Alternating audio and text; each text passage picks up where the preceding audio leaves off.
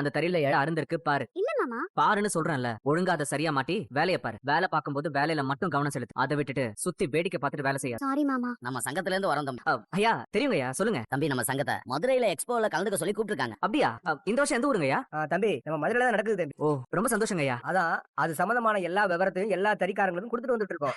அப்படியே உங்களுக்கும் கொடுத்துட்டு போலான்னு வந்திருக்கோம்ப்பா. சரி. நீங்க அவசியம் கலந்துக்கணும் தம்பி. ஐயா, நாம கலந்துக்காத எக்ஸ்போன்னு ஏதாவது இருக்கா? கண்டிப்பா நான் கலந்துக்கிறேன். இந்தாங்க தம்பி நோட்டீஸ். சரிங்க தம்பி, நாங்க வரோம். மதுரையில சந்திப்போம்.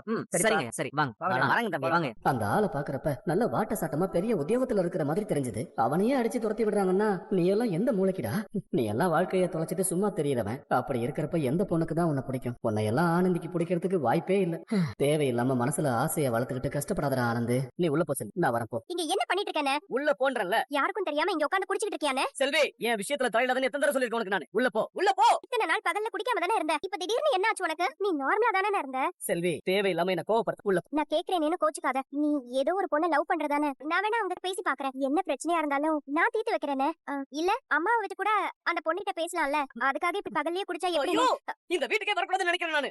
இங்க வந்தா எப்ப பார்த்தாலும் உசுர எடுத்துட்டு இருக்கீங்க. அண்ணே அண்ணே நில்லுனே. என்னது அண்ணன் மறுபடியும் அப்படி பகல்லயே குடிக்க ஆரம்பிச்சு? முதல்ல அண்ணன் மனசுல யார் இருக்காங்கற விஷயத்தை நாம கண்டுபிடிக்கணும். சொன்ன மாதிரியே அந்த வாலாஜாபாத் ஃபேக்டரி ஓனரை போய் பார்த்து பேசிட்டு வந்துட்டேன் மாப்ள. என்ன மாப்ள, நான் பாட்டு பேசிட்டே இருக்கேன், நீ பாட்டுக்கு இப்படி அமைதியா இருந்தா